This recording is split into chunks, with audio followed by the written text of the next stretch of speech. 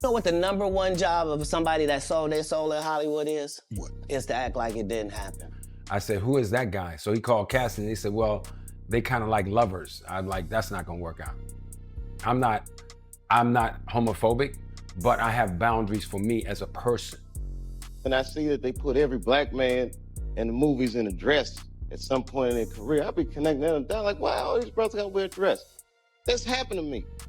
Is that something that, you wouldn't do, for I definitely haven't ran into to put on the dress. I mean, you have to have boundaries.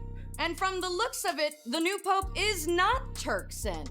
The new pope is 9-year-old Oscar nominee Pavensine Wallace. Wow. You've heard the whispers for years, the kind that slither through Hollywood like smoke at midnight. Tales of fame that don't come from talent alone, but from something much darker. Rituals, silent deals, and invisible chains wrapped tight around the stars you thought were untouchable. Tonight we're pulling the curtain back. Everyone's scared to admit it, but there's something eerie about how Hollywood success works. Careers that blow up out of nowhere, fame that feels too sudden, too perfect. What if I told you that behind those meteoric rises, there's always a hidden transaction, one that has nothing to do with talent and everything to do with surrender?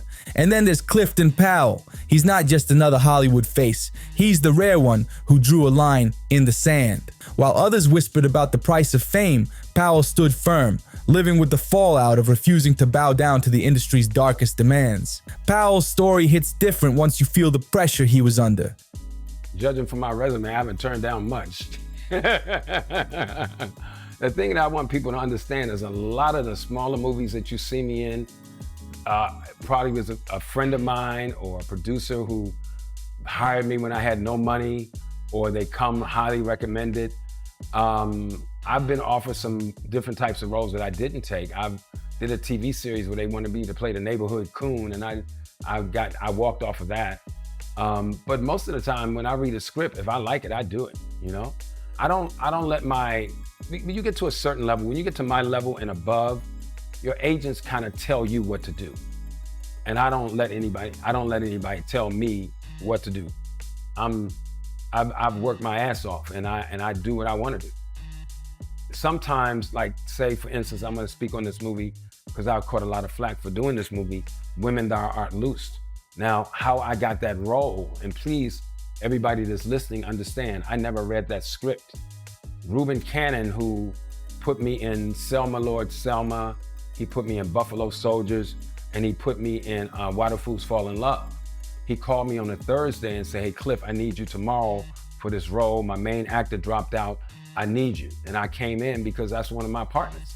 And he hired me when I had nothing. He saw the talent. And so when I read the script, when I got to the set, and when I read the part about the little girl, I made them restructure that. I said, I don't think it's necessary for me to have to touch that little girl. Let's just close the door and we hear, maybe her scream or something. I'm not doing that. Now, on the flip side, I wouldn't have taken that role if I read the script because I have a daughter and I know how that is perceived. But after we did the movie, we went around to a lot of places and had panel discussions to help women who have been physically, mentally, and spiritually. So something good came out of that, but that's not a role I would have picked for myself. So they wanted you to play a neighborhood coon? Tell me more about that. It was a TV series. It's a TV series called Simon on the WB. I think it was the WB network. I can't remember. But the week before the show came out, they were scanning all the new shows. And in the Ebony Junior magazine, they said Clifton Powell starring as the neighborhood coon in a new TV show called Simon. And so when I got there and they wanted me to do some coonish type things, I said I wasn't gonna do it. So I met with the big white guy who ran the show and had about 7 shows on. And he basically said, I bet you will do this. He said, I bet you would do this movie if it was a William Friedkin film. Now, if anybody wanna know who William Friedkin is, he directed The Exorcist. So basically he said, I bet you would do this role if it was a William Friedkin movie. I said, I bet you I wouldn't. Imagine being thrown into a role at the last second, the original actor gone, no time to study the script, only to find out There were scenes built to humiliate him. His reaction wasn't polished or polite. It was raw resistance. He demanded changes on the spot, refusing to let Hollywood stamp him with an image he'd never shake off. I got a audition maybe a year ago for Mr. Black. I don't think he read the script. So I read the script and I called him. I said, this guy that's the gangster, he has this guy named Raphael or somebody hanging around the bar all the time. I said, who is that guy? So he called casting and he said, well, they kind of like lovers. I'm like, that's not gonna work out. I'm not homophobic. I've gotten a lot of flack for saying something in the heat of the moment. I'm not homophobic, but I have no problems with transgender people or gay people. I don't care what color they are. I have no problems with, I'm not or racist or any of that. But I have boundaries for me as a person, which makes me uncomfortable or comfortable that I just don't cross. And it's not militant.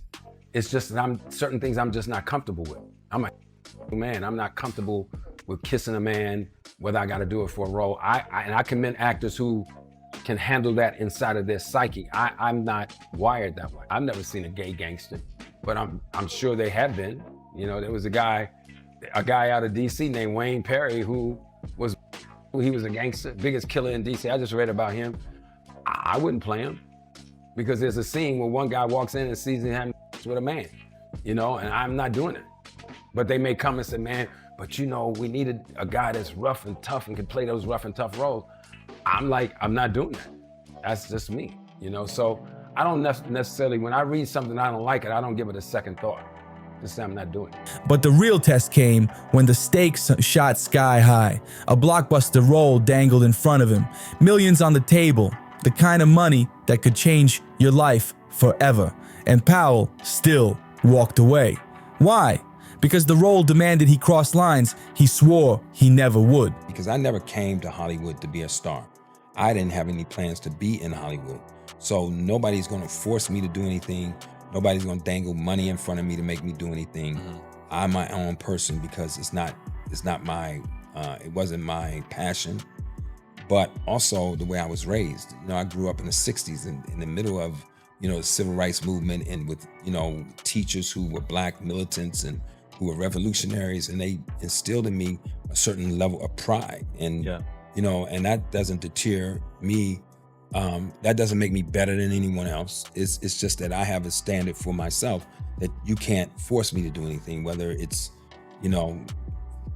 paying me $50 billion a day. It's just not gonna work. While other actors bent and became overnight legends, Powell stood his ground, calling himself handed out instead of sold out. His bold stand says everything about how Hollywood really works and what it costs when you refuse to play the game.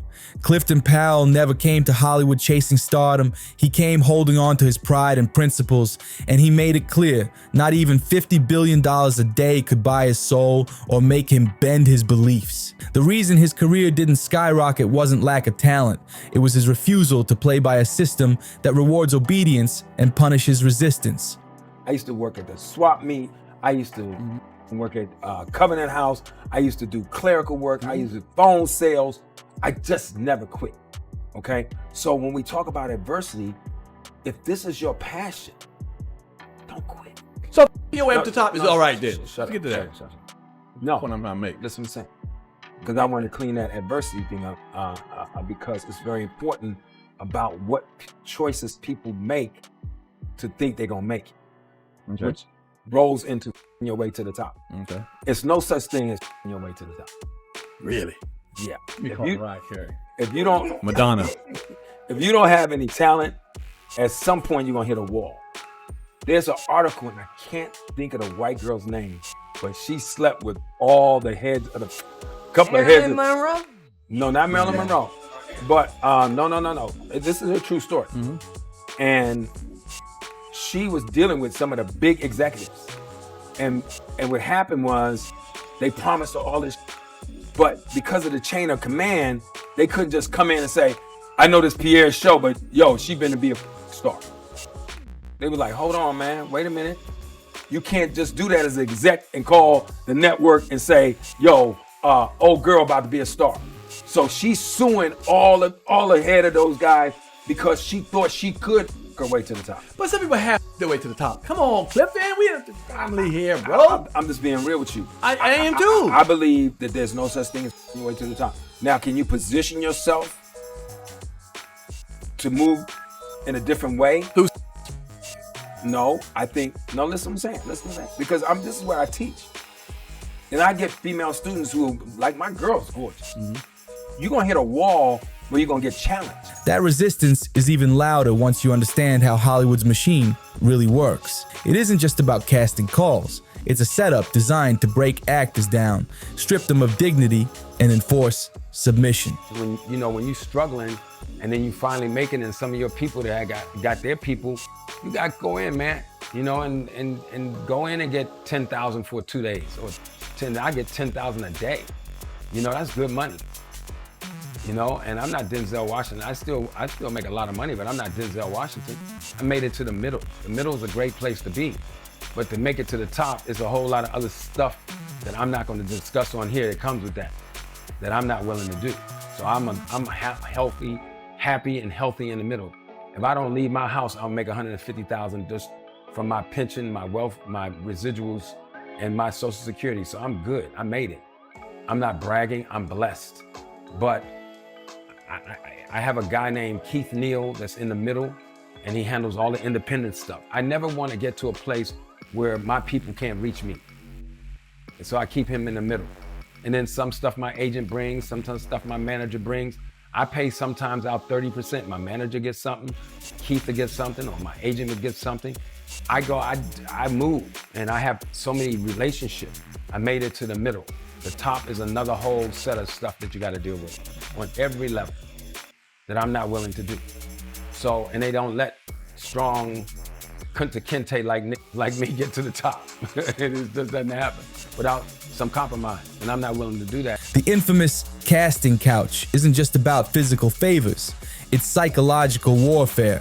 They look for your weak spots, then exploit them until saying no feels impossible.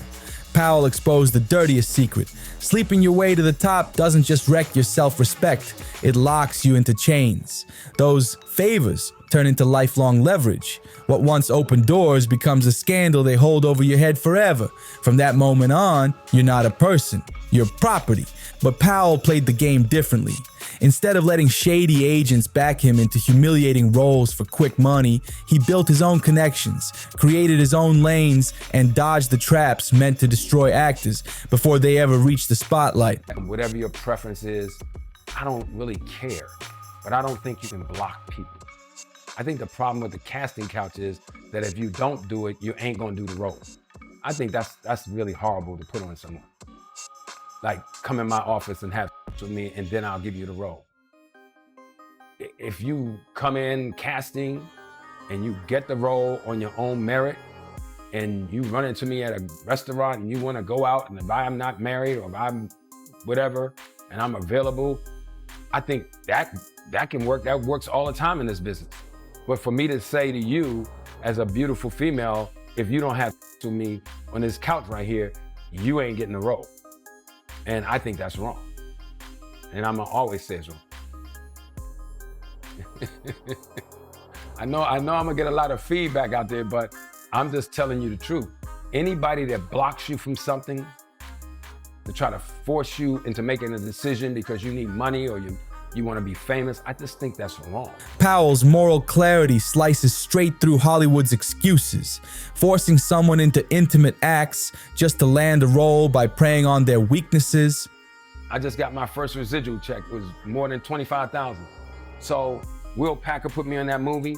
Will Packer called me again. I'm going to work with Will Packer. If my agents don't like it, I'm still going to do it. So people don't understand the inner workings of this business. When you with APA and above, they're ready for you to cross over. That's why Motown crossed Diana and all of them. First they was at the Apollo, then he got them at the big white clubs because they try to cross you over. Wrong. Flat out. No debate. No industry customs. No, that's just business. That's exploitation dressed up as opportunity. His philosophy is ironclad. Powell stood on principle, no matter the fallout.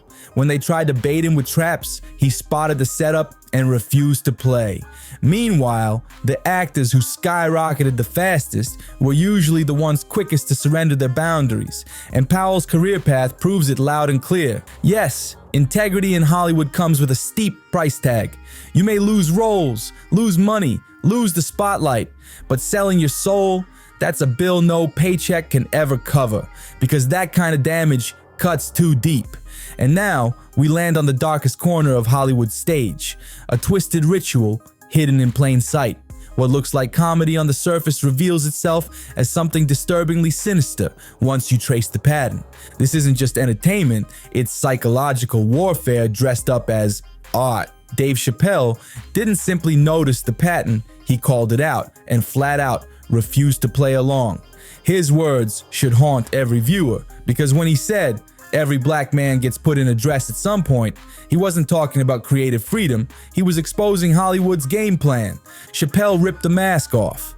The dress isn't comedy, it's a tactic, a deliberate move meant to corner actors, strip away resistance, and test how far they'll bend.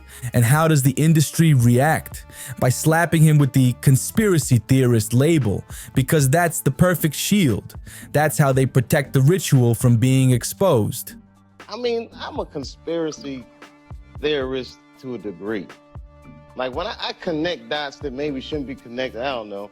But certain dots, like when I see that they put every black man in the movies in a dress at some point in their career, I'll be connecting them down like, wow, all these brothers gotta wear a dress.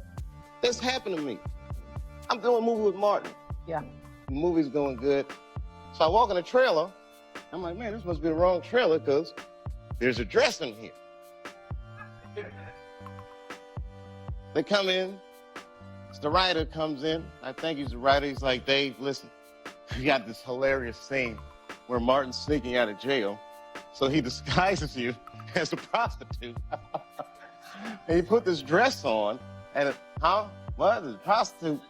Nah, I'm not doing that. I don't feel comfortable with that. That should have been in the discussion. What? You don't feel comfortable with it? I mean, it's a hilarious bit. All the greats have done it. So, well, if all the greats have done it, it's kind of hacky, right? You're right. So why don't we just not do it? Because I don't feel comfortable wearing a dress. Oh, come on, Dave. Listen, we got it all set up. We're supposed to shoot. Every minute you waste costs this much money. No, the pressure comes in. He said, I'm not wearing no dress, man. I'm funnier than a dress. Just give me something funny to say. I don't need to wear no dress to be funny. What am I, Milton Berle? You know, we're going like this. And then finally he's like, and he leaves. And then like the director comes, Dave, it really would be great if you wear the dress. What is wrong? What is this, Brokeback Mountain in here? So, you know, like wear the dress. I don't want to wear the dress. I want to wear this dress. You know what I mean? Oh gosh, it's so difficult. They leave. Now the producers comes, come on, David, would be so great. I mean, and then I started thinking about all the comics that I've seen. Man, you know, strong brothers, why they putting us in these dresses? But the minute it was clear, I was adamant, I'm not wearing a dress. I'm not wearing the dress. All right, fine. Think of something else. That comes back 10 minutes later, the whole new scene. Hot damn, how did you write the scene so fast? You know, it's like, so you gotta take a step. But here's the chilling question. What happens if you say no to the ceremony? What's the real price for refusing Hollywood's twisted initiation? Dave Chappelle didn't just say no, he walked away from $50 million and fled to Africa to escape the chokehold. And how did society respond? By calling him crazy, labeling him unstable, just because he refused to wear women's clothing. You disappeared for a while. People were saying, where's Dave? Where's Dave Chappelle? Where's he going? And then it turns out you took a trip to Africa. Is that true? Yeah, it's true. Yeah. It wasn't like they said. Right. It was because like, the stories, as you know, you're hearing all kinds of stuff on the news. It was crazy, man. I mean, first I went to Africa to chill, and I tell you, hear a lot of black people say this.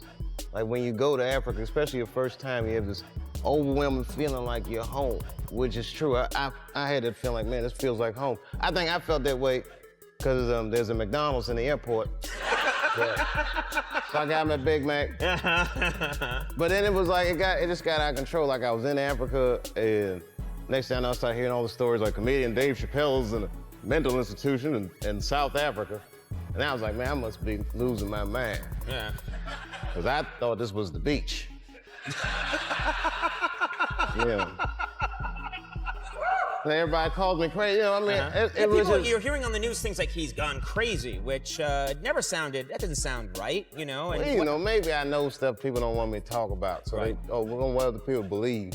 So they'll call me crazy. But it was a weird thing to get called crazy. At first it was scary. And then now I feel like it's liberating. Like, I feel free, like I can just say what I want to do what I want. They already call me crazy. I can't hold myself accountable for these things. I'm crazy. I can't be held responsible. Yeah.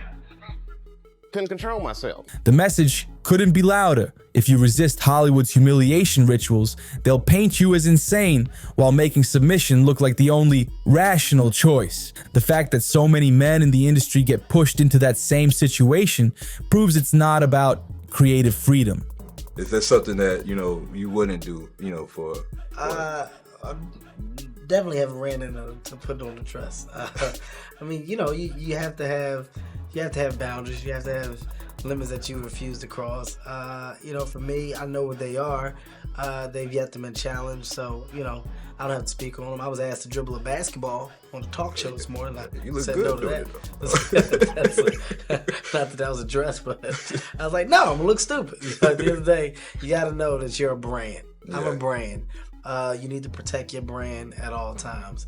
When things happen that can possibly affect your brand, your brand can be diminished, and you don't want that to happen. So, you know, protecting my brand is definitely a priority. This is systematic conditioning.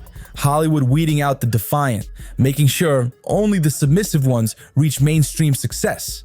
And if you want proof, look no further than Kevin Hart.